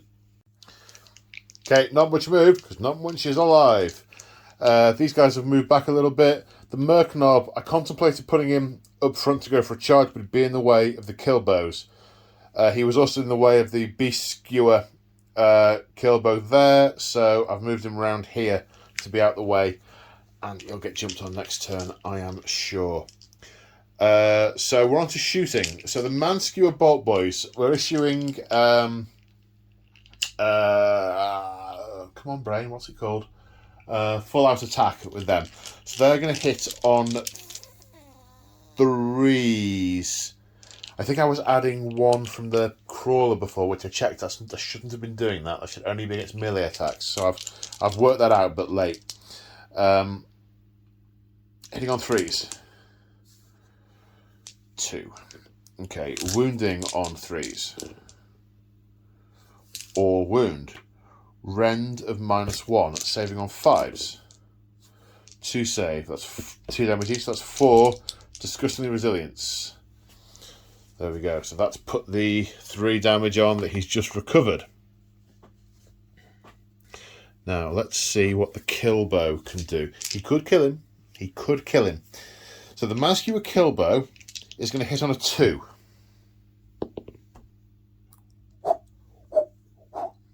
And it will wound on a 3. Can you hear that? Nothing. It's tense in here. Wounds. Render -2, save the 6. No. Now the damage characteristic of the Kruelboy, you roll a dice for each wound on the profile of the beast to a maximum of 12. And then add 2. And for each 5 or 6 you roll, it takes a point of damage. Here we go. How bad can it be? Well, that's singularly dreadful. 14 dice, 2. You'd expect 5 out of that, which he can disgustingly resilient. Yes, he does. He DRs one of them. Oh dear. Oh dear, oh dear, oh dear. How far off is the Merc Knob? It's a 10-inch charge, and with the... what's it called? The nauseous revulsion, that will make it an 11-inch charge. May as well. Oh, I'm going to measure that again. I'm measuring that twice. I'm going to measure it again. No, the nauseous revulsion, that sick feeling in his stomach, is what's keeping him away from hacking up the Great Unclean One. He's got 8 wounds left. He wouldn't be likely to kill him, but it would have been... he'd have had to max it. He'd have had to max it. So, we are going to fight over here with the Gut Rippers first. A thought just occurred to me. I'm going to put 2 of the Gut Rippers into the Poxbringer, because he is causing 7 shades of damage. In many ways, you should probably be doing this earlier. 2 of them going in, hitting on 4s. 2 hits. Wounding on 4s. Saving on 4s. Takes a wound. Oh dear, the wound pocket's causing me problems. I thought I took all those green dice out. Oh, well, I've been putting them back in when units have been dying and losing their diseasiness. Okay, but you don't need to know about those problems. Right then. Oh. Butterfingers. 1 minute. Hitting on 4s. 6s doing those mortal wounds. 1. 1. Take out the misses. Wounding on 4s. 1. I'll save on 5 or 6? 6. So that's 2 disgusting resilience. 1 pass, 1 fail. Kills the guy who was going to die next turn anyway. And then the Poxbringer attacks back. Hitting on 3s. That's 2 disease points there. Wounding on 3s, was it? Yes, wounding on 3s. 2 wounds. Oh, -1, so the 5s are not saved. 2d3 damage. Kills 2 guys. Let's kill the 2 next to him.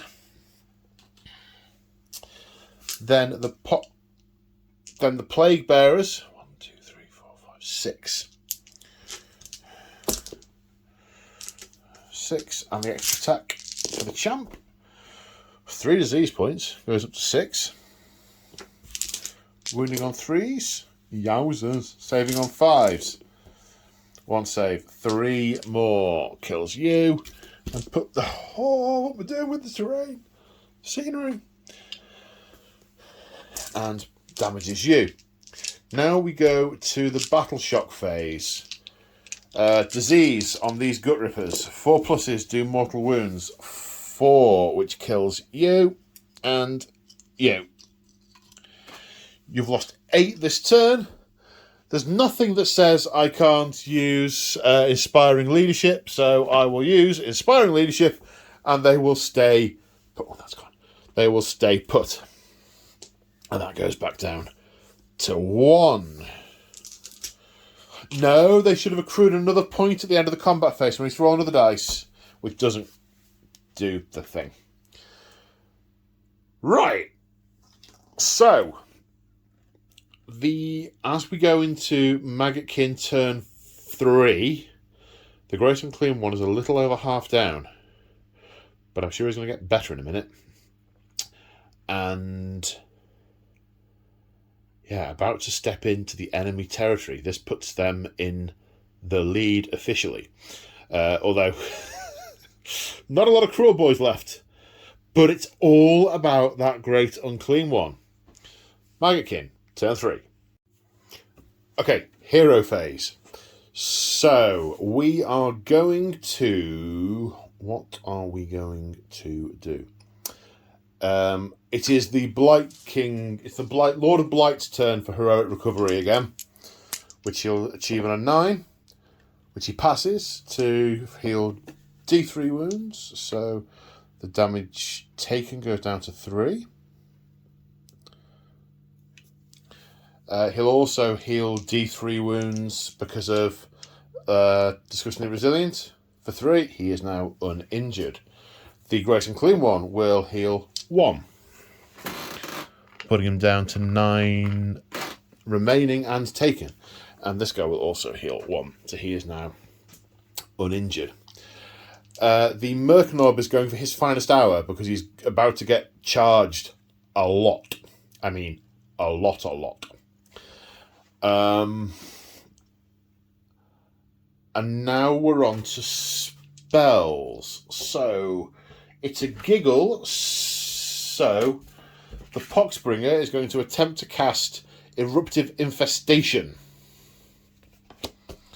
on this unit of Poxwalkers on a 6, which is cast on a 7. I'm not going to try and dispel that, which means all the buboes on these plague bearers erupt at once and shower those Cruelboys in filth and do D3 mortal wounds for 3, killing this one and half melting, choking that one. Now, the Great Unclean One. I think the Great Unclean One will Mystic Shield himself on 8. Do I want to deny that? Yes, I probably do. Need an 8 or more. Yes, 11. 9. That's unbound. That did not happen. He can cast 1 more. Which is it going to be? Is it going to be Plague Wind? Or is it going... I think Plague... No. Let me have a think. He's going to Arcane Bolt the Swampcaller Shamen on 5. No, he's not. So that was a bit of a bust. Got 1 command point left. I'm wondering if it's worth rallying these gut rippers. He can, he's not dead. Yeah, why not? 9 dice, command point, rally. It's the only command point I got. 4, 5, 6, 7. 9. 6s will bring models back. Not a 1. Not a 1. Okay. Right, movement. So after the movement phase, the flies of this Nurgle host are buzzing around the corpse of a Cruelboy army. There's very little left, and they are circling in for the kill. The Nurglings have pressed forward. They're going to try and get a charge off this turn. The Blight drones come over ready to throw their grenades, their death heads. The Great Unclean One marching inexorably forward, as are the Blight Kings themselves. This Poxbringer wants to have some fun and is coming over here to try and deal with this Shaman. So now we're in the shooting phase. And the Great Unclean One is going to vomit noxious bile all over the man-skewer boys for d6 attacks, which hit on 3s. Which wound on noxious bile. He suffered how many wounds? 9. So they wound on 3s. 1 fails. It does 2 damage, killing one of the bolt boys. That's more. That's less. I thought it was going to be more than that. The plague drones are going to throw their heads at the Merc Knob. Not terribly useful because these are splatter weapons and you need to throw them at big mobs, but they both hit and cause 2 disease points.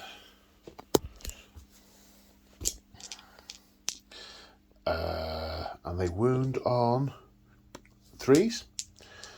And what's the Merc Knob say? 4+. 1 pass, 1 fail, 1 damage. The Merc Knob has taken a wound. Now, the Blight... pause! The Lord of Blight is out of range with his thrice-ripened death heads, but he can pass one to the putrid Blight Kings for them to throw, which hits. Wounds on on that. -1 rent, so save on a 5. No, it takes another wound. How many have you got? 6. 4 remaining. Okay, we are into charge territory here. Okay, do you know what? I'm going to do the Nurglings first. They need a 10. They do not get it. The Great Unclean One. 6. Let's have a quick look. Oh, I'm an idiot. I'm an absolute idiot. I could have redeployed with them when he moved forward. But I didn't. What a fool. Then the Blight Kings need a 7-inch charge. That's a 7-inch charge. And the drones. That's not enough. What about the Poxbringer? 5 is not enough.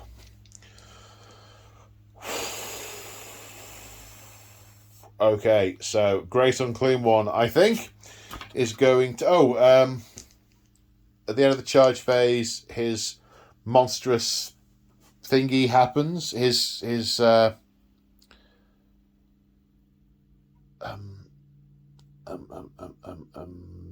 monstrous rampage. Monstrous rampage. His mountain of loathsome flesh is going to slap down on this... Oh, hang on.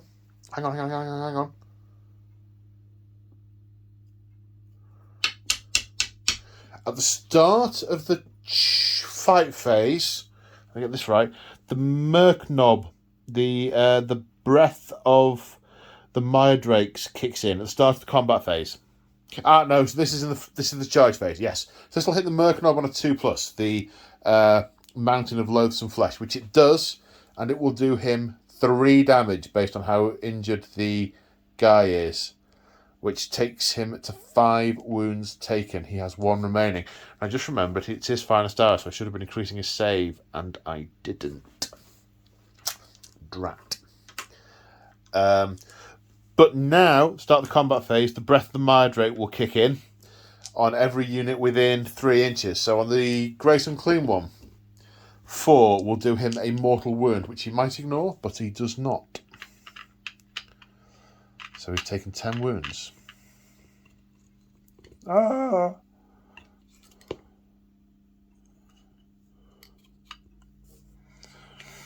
And on these Blight Kings, a 6. Is that 3 or D3? D3. Still 1.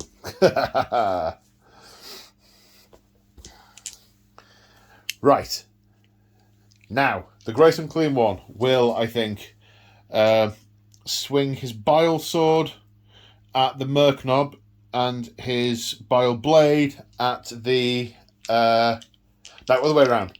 Other way around. The one that's got 2-inch range will go in this one, the one with 1-inch range in that one. So the 2-inch range Bile Sword against the the bows. Hits on 4s. It completely misses. Okay. And then the other 4 attacks with the Bile Blade against the Merknob all hit. Wounds on 3s, 2 wound. It is -1, so he will save on 4s. Passes 1, saves 1, but that is enough to cut him down. More than enough. He only had 1 wound left, and that just did 3. Right, now I guess it's the...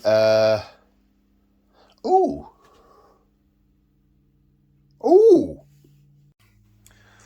The Manskewer Bolt Boys will charge in or move in next with their jaggedy blades. I'm not quite sure if the Blight Kings are going to be in range to activate against them. 2 attacks each. 6s of envenom, so that's 1. Wounding on 4s. No.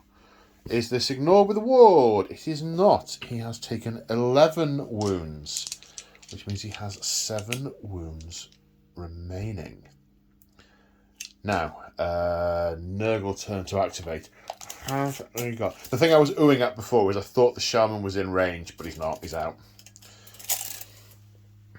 Just as these guys are out. So, it must be time to activate the Poxwalkers. Oh, the Plague Bearers. Why? What is wrong with me? The Plague Bearers, 1, 2, 3, 4, 5, including the champion, are in range. Hitting on 4s. That's a disease point. Wounding on 3s. Saving on 5s. No, he dies.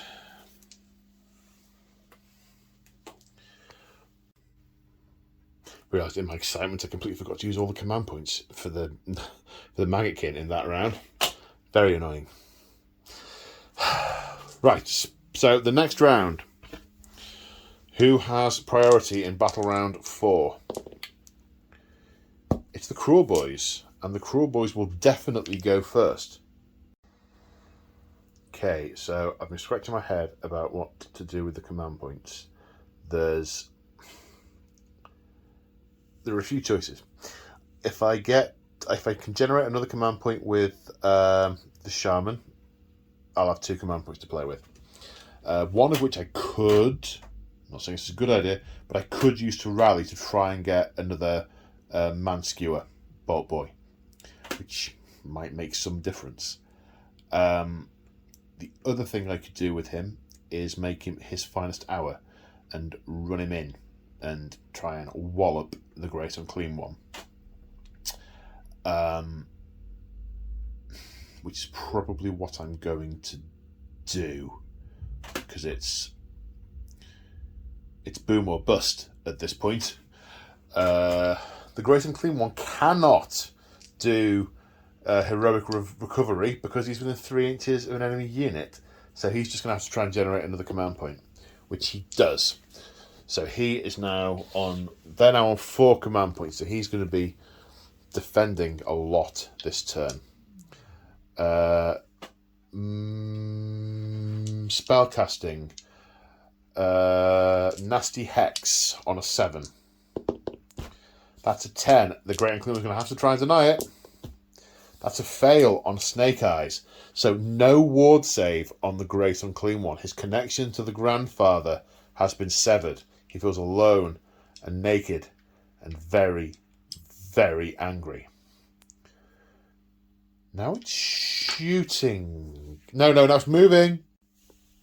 I say it's moving. The shaman could get like 3 mil closer before he had to stop because it's 3 inches away.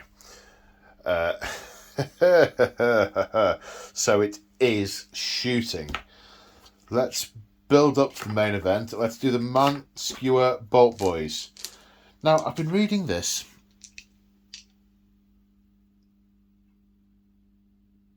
I have to use the hasty shot because they didn't move.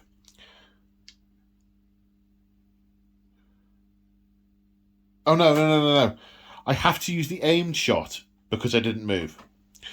But and is more than 3 inches away. So no, I must use the hasty shot. Excellent, because that didn't feel right.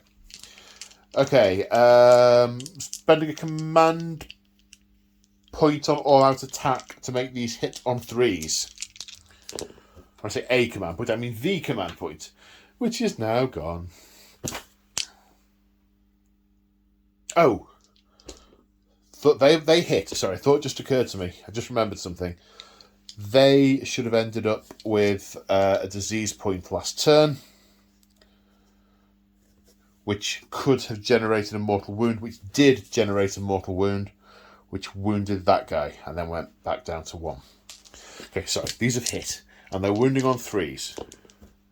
That's all wound. Rend at -1. He's going to all-out defense, so back to 4 pluses.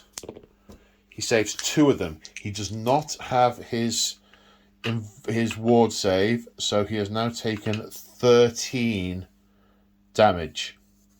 Oh, he's getting so close. Now the Beast Skewer Killbow. It's on a 2. Misses that giant target. Maybe the grots were cowering and they weren't pulling the right levers at the right time. Okay. It's the charge phase. The Swampcaller Shaman is charging in. It's his finest hour. 3 does make it. He's only 3 inches away. 3 makes it. Ah!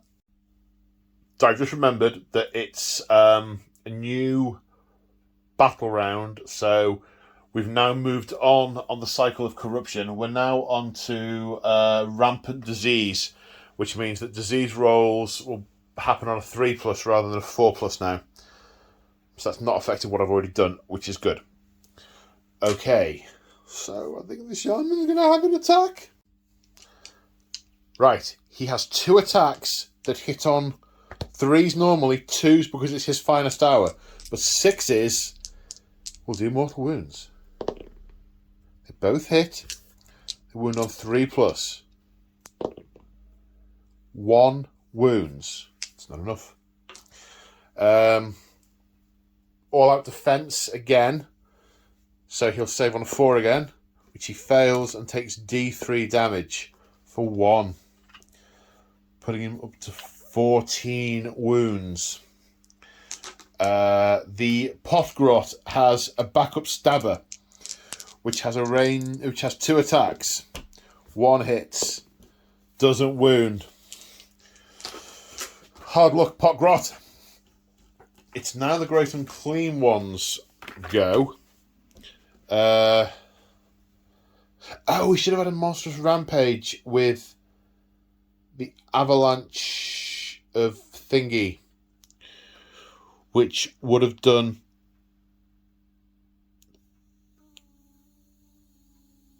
2 damage on a 2+. Which on a 2+, where would I have put it? Would I put it on the shaman? I'd probably put it on the bolt guys, because that would definitely kill one. Whereas it wouldn't affect the shaman at all. Okay, so it's now the Great Unclean One's go. Oh, he's got a host of Nurglings that I have been... that I've missed the entire time. Oh, no! Okay. Well, he's got them now. Okay, well, the Bile Sword will go against the Shaman. The Bile Blade will go against the other one. And the Nurglings will go against the Shaman as well. Bile Sword against the Shaman. Hitting on 4s. After disease point.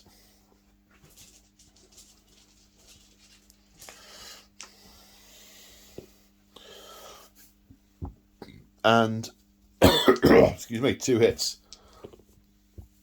1 wound. -2, 4 damage. 5 plus 1, -1, so save for 6. Just failed 4 damage. He has taken 4 wounds. He has 2 left.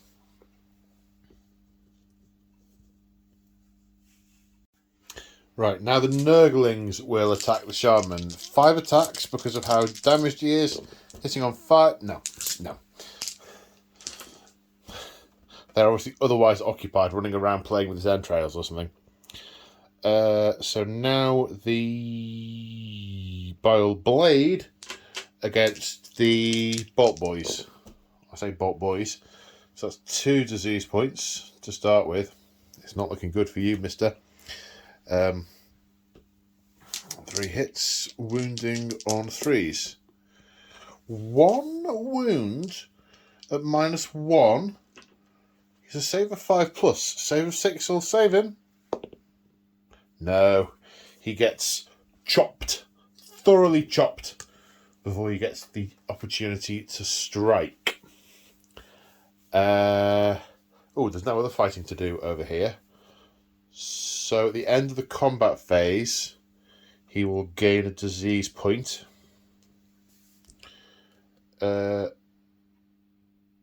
What's that dice? I'm sure the Shaman should have 2 wounds left. He should have taken 4. I just rewatched that bit of footage. Okay, so it must be the bravery phase. It must be the battle shock phase. Must be bravery. Well, first off, 2 disease rolls. It'll be 3+ now. Oh, goes back down to 1. He's got 1 wound left. He's taken 5. He's taken 5. Now,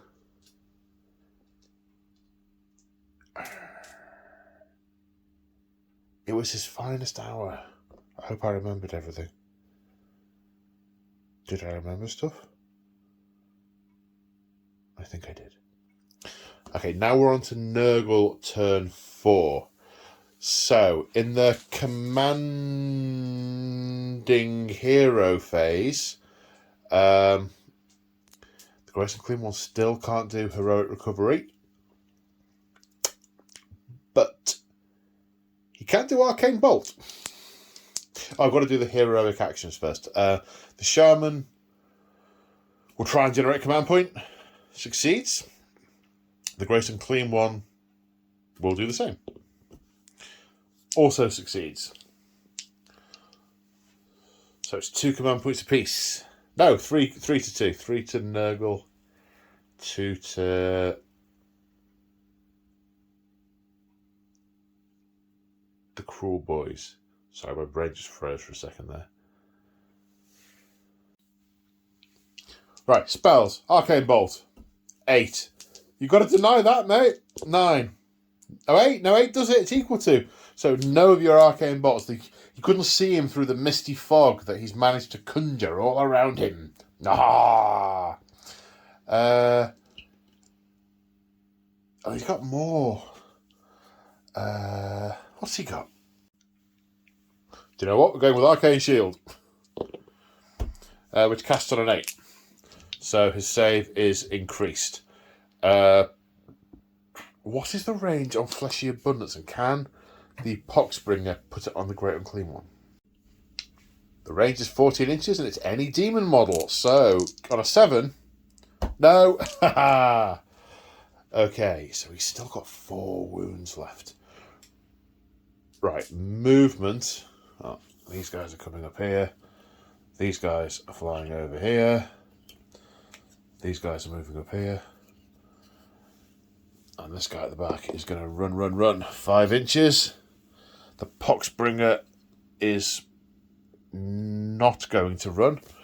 And these Poxwalkers will move 4 as well. Plague Bearers. So the Plague Bearers ran, so they aren't doing anything other than that. I'm going to tilt you round so you're facing your foe. Then we are into the shooting phase. The Gross and Clean one is going to Noxious Bile. For 1 attack, which it's on a 3, which does hit. Noxious Bile wounds on a 5, or no, a 4 when he's that injured.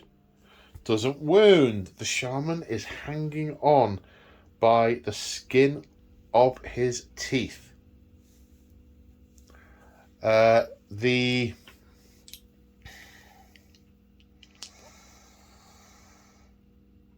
Oh, I could have shot at the Gross and Clean one when he charged the bolt skewer boys. Why am I forgetting all these command points?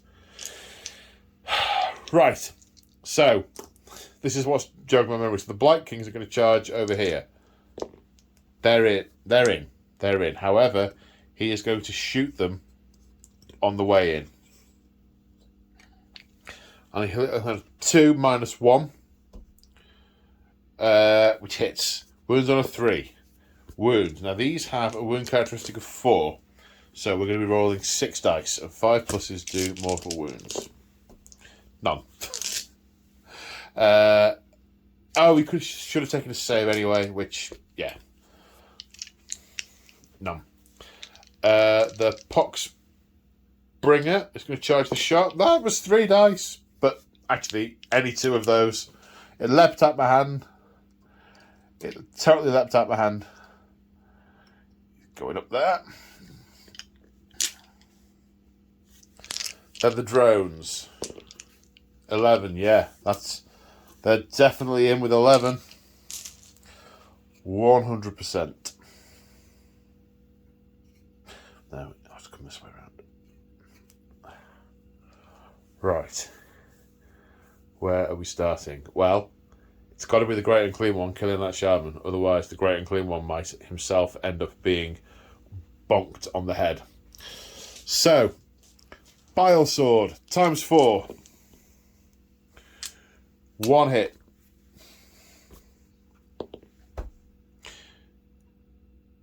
No wound. Bile Blade ×4. 1 disease point. 3 hits. 2 wounds. -1 saving on 6s. No save. 6 wounds. The shaman dies.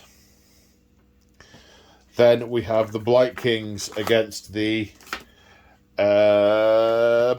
Bolt Skewer. 10 attacks against the Killbow, hitting on 3s. 1 disease point. Why did I put that there? Oh well. 1 disease point. Wounding on 3s. 3 wounds. -1. Saving on 6s. No. So he has taken 3 damage. Taken 3 damage. Then we have one of the Plague Drones. Is that the champion? No, it is not the champion. 2 attacks with Plague Sword. Both hit. Both wound. Both save.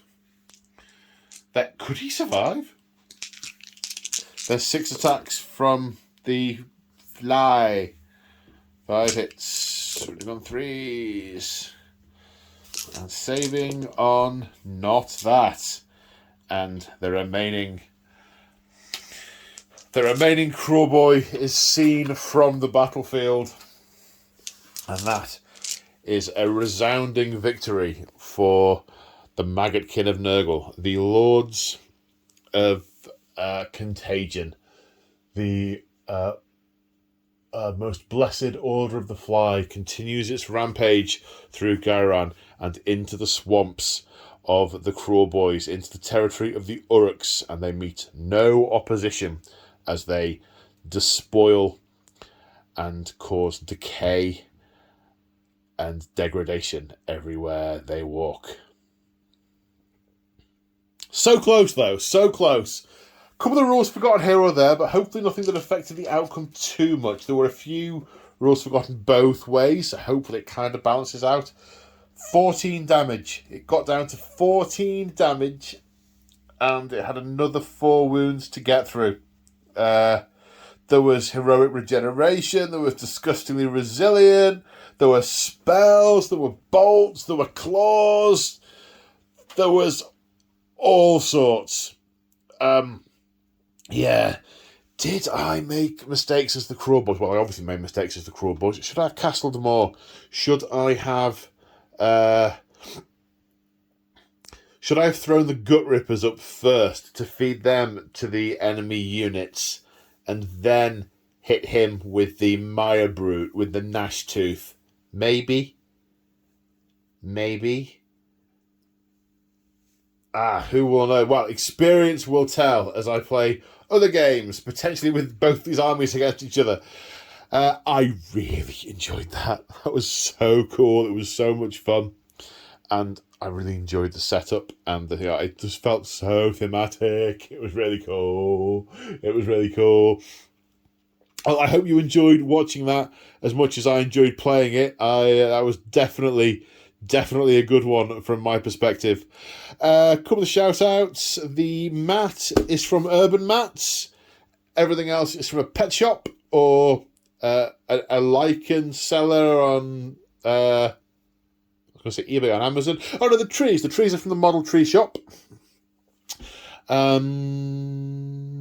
Big thank you to my channel members and my Patreons for your ongoing support, helping me work towards the hobby dream. You guys are awesome. My profound thanks to you all. If you are interested in becoming a channel member, if you want to support me, or if you want access to lots of super fabulous videos, well, lots of videos in the same style as the ones I have on the public YouTube. There are campaigns, battle reports, hobby vlogs, painting videos. There's all sorts on there now. Getting more and more for AOS now, and as well as 40k. There's loads on there. If you're interested in those, or if you want to join our bustling, chilled out narrative hobby community, check out the description on the video for the links to that part of YouTube, or just go to my homepage and click on join, and it gives you details in there. And it doesn't join you the second you click join. You have to key in other stuff, so you can go and have a peek without fear of being inadvertently joined to it. Other ways to support me: there's Patreon if you're that way inclined. There's also my affiliate link for Element Games in the description. If you go to Element Games and shop there, and you click on that link before you pay, before you get what to take you to the site, they know you've come from me, and I get a super lovely 5% commission, which is really nice. There's also a code in there that you can use to get extra crystals, which is store credit. Yeah, that's if you want to support me. But, just by watching my videos is support. Like and subscribe, that too. It's all good. And on that happy note of everything being all good, I'm going to say take care, stay safe, and I will see you in the next one. Bye for now.